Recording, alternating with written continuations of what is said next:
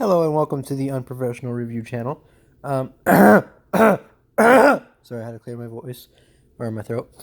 I'm laying here with my cat in my bed at night with the lights off. There's the outside of. Oh, let me zoom that out. That is the outside world. And this review is going to be about bedtime. I'm going to be reviewing bedtime. So my bedtime is typically between 11 and 12, although right now it's a little bit under 10, I think. What time is it? Let me see. Oh, wow, it's 10:40, so I'm almost right on time for bedtime. I usually wake up around 6 to 7. Can I get it out of the way? Around 6 to 7 every day to prepare for work, which I go to work at 8 o'clock. Well, I'm supposed to be in work at 8 o'clock. I go to work a little bit earlier, obviously. Um, but that's not what this review is about. This review is about, as I said, bedtime.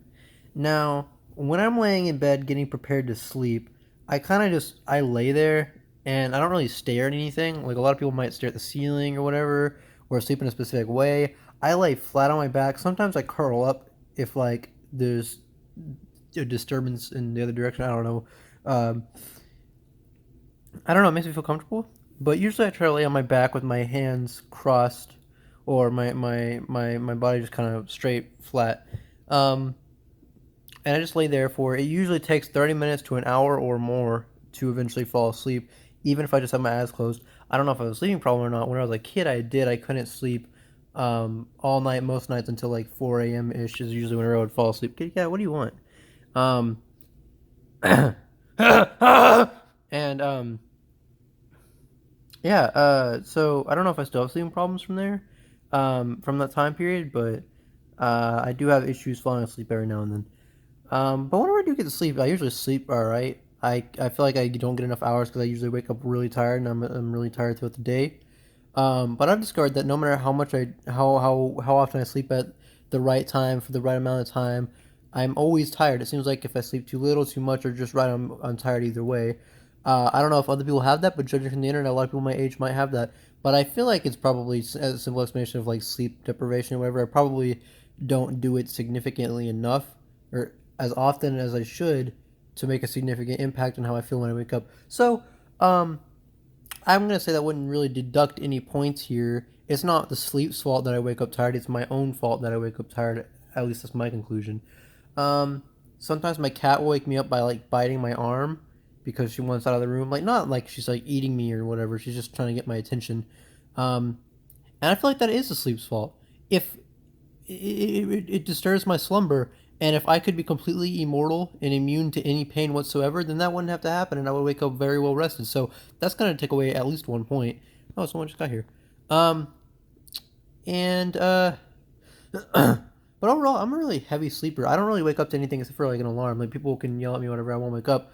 Um, Y'all have to actually try to get me up, and that's good. I like to be a heavy sleeper, so that's pretty positive.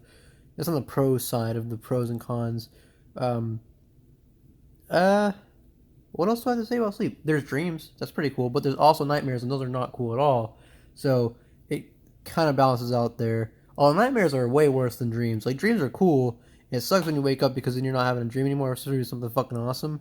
But nightmares are never fucking cool, and they're never awesome when you wake up. Like they're always terrifying, and you feel fucking weird and shit when you wake up. So nightmares are definitely worse than dreams. So overall, I think I'm gonna give sleeping, or at least bedtime, this review kind of evolved from bedtime to sleeping. So I'm going to give sleeping an 8 out of 10. My bedtime takes about an hour to fall asleep. So bedtime, which is that hour, is easily like a 6 or a 7 out of 10 at the highest, but probably more like a 5. The only way that I can really get myself to sleep is by like thinking about things or like making up little worlds in my head or writing a story in my head and then never writing it down on paper and then forgetting it all eventually. So that's a pretty good thing. But overall, I'm gonna give sleeping an 8 out of 10, bedtime a 5 out of 10. It's about an average experience. Um, Thank you for tuning in for this extra long episode of bedtime and sleeping review. Remember to smash that like button, hit the little bell, subscribe, and then and don't forget to subscribe to PewDiePie as well. I guess that's gonna be it. Thank you. Bye.